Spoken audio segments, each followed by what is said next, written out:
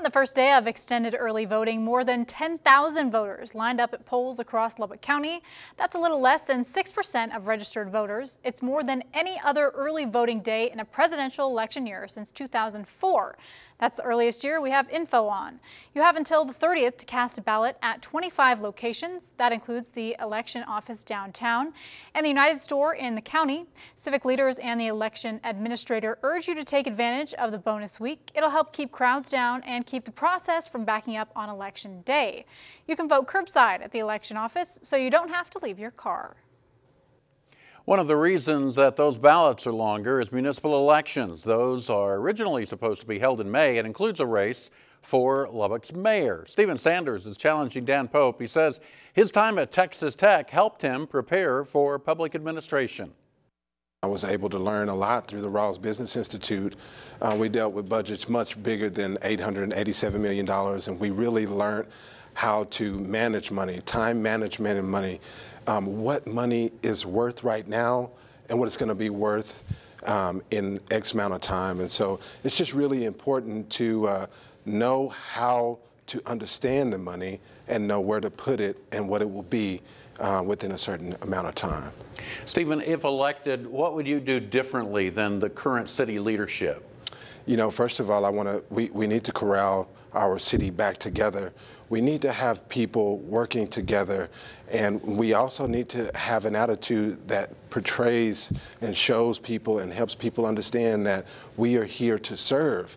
As a leader, as an elected official, it is our job to serve the people, and I think being mayor is not about the name being mayor. It's about being the lead servant for the elected officials.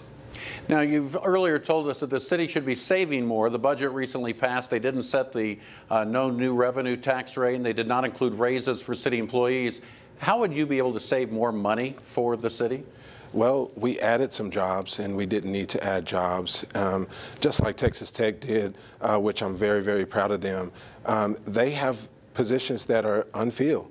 They didn't fill positions, and they held off. They tightened their belts, and that's what we have got to do.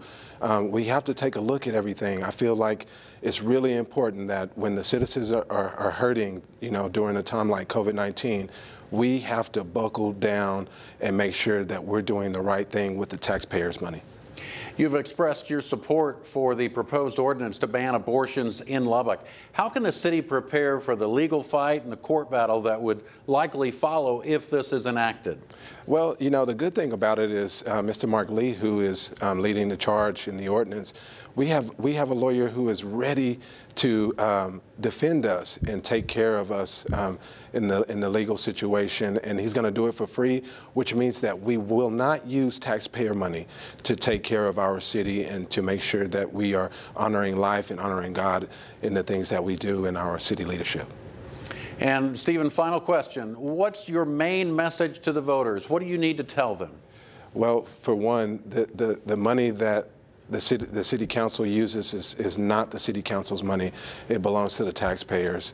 And we need someone who's going to be transparent about what's happening with that, and someone that's going to put the citizens first. And that's what it is ultimately about. I talk about the trifecta all the time.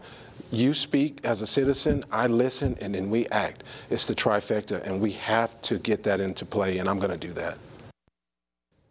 Tomorrow night, the incumbent Mayor Dan Pope will join us with his pitch for another term. Early voting will run through the 30th.